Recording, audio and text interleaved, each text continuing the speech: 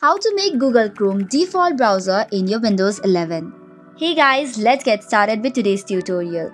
So first of all, you need to open your default apps.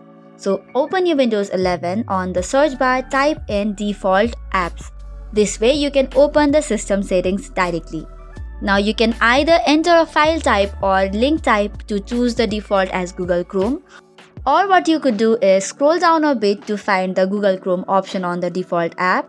On tapping on it, you will see different type of file types or default files selected. On the top, you will see Make Google Chrome your default browser. Tap on Select Default and just by that, you have changed. In some of the files, you can still change it by clicking on the option, switching into the Google Chrome and selecting on the Set Default.